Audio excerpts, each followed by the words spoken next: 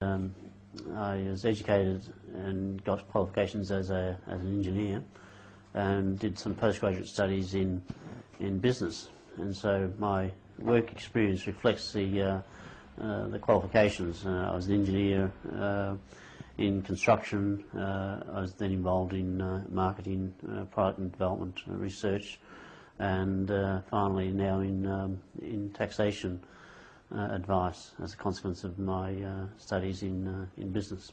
My exposure to religion was very minimal as I was growing up.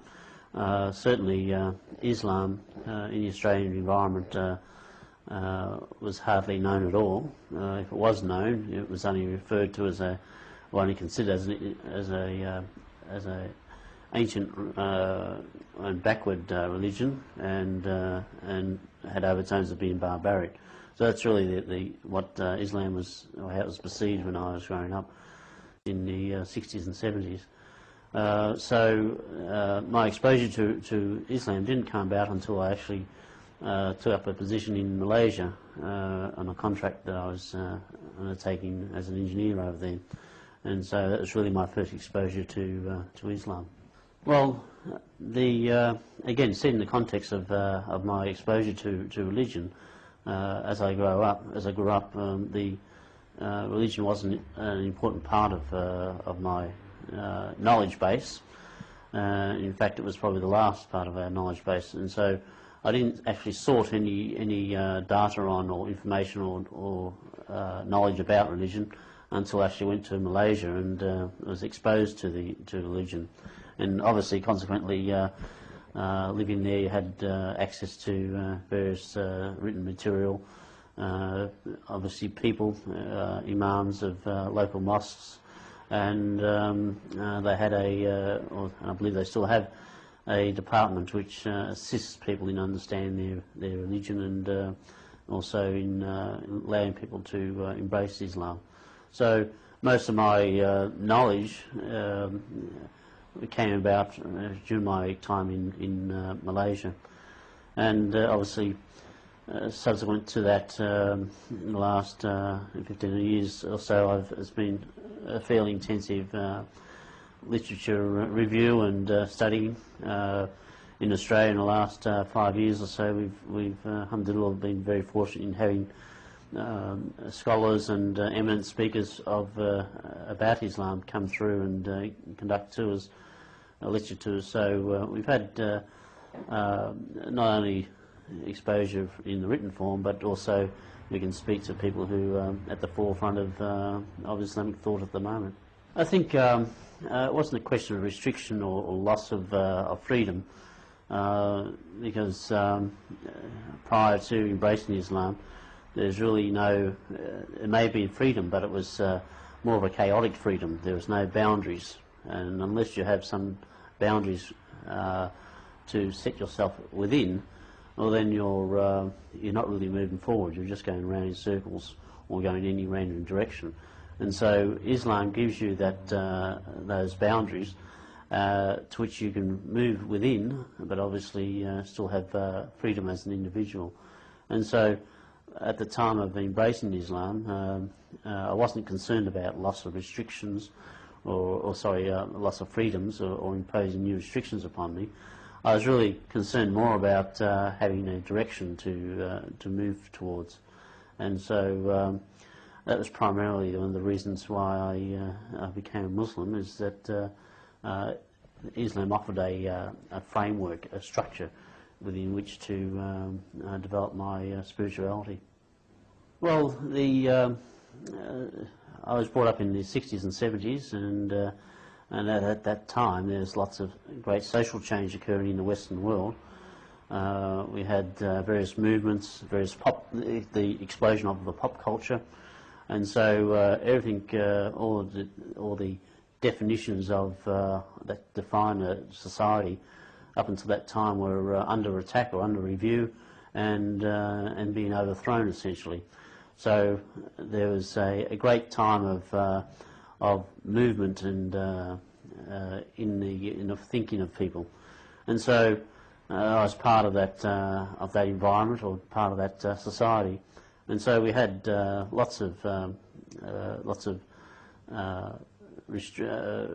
lots of normal society norms removed from our behaviour, and even though those norms were removed, it didn't mean that you became radical, out of control. My actions or the way I lived was not much different to what it is now, but now I have a purpose and a definition for which to live. So even though certain things are no longer available to me, they're not missed. In fact, they're complemented or filled by a more halal environment to pursue those interests in.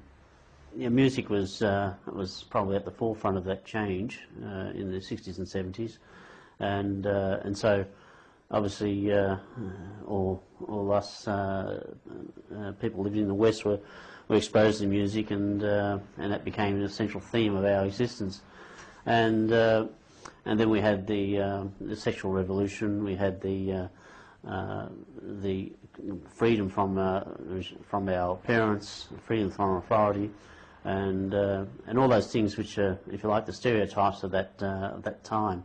So they were available to me, but you'll find that most people don't live out on the edge. They live a fairly normal sort of lives. People create partnerships or relationships with other people and stick within those types of relationships. The only difference is that now, or in Islam, these relationships have a certain structure that must be complied with. So living together with an opposite partner obviously has to be done in a halal way and not in a haram way as we did in the past. The hippie culture, as I was mentioned before, was being introduced, or was taking effect in the community at large, but the image of drunken people or people stoned on drugs is really not a correct image either. People do things in moderation. That tends to be the natural thing of people. Is that they've still got to live, they've still got to survive, still got to make a way in your future. All it means is that you have access to these substances, and it only tends to be the people at the outliers of the community which overindulge in those. But in the community that I grew up in, certainly alcohol was available, and drugs were available, and all the stereotypes that go with that image were available. But people still wanted to progress in the world, still want in a material sense. They still wanted to have the career, have the job, and have a family. So those things were still overriding the thoughts of people as in that era. Well, again, I suppose one of the idioms of the era that I grew up was that whatever you want to do, you can do it as long as you don't hurt anyone. So if you want to do that, then you go ahead and do it. So that was really the impact that people had when I mentioned that I was a Muslim. Was that okay? That's fine for you, but don't impose that upon me.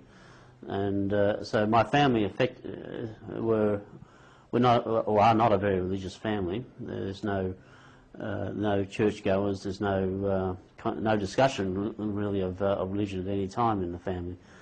So they thought that perhaps Islam is just a stage you're going through, and you'll grow out of it, and we'll just see what happens. So that's how the family reacted. There was no hostility, and there was no encouragement to pursue it further. It was just a neutral reaction, saying that, well, you do what you want to do, but don't expect us to follow.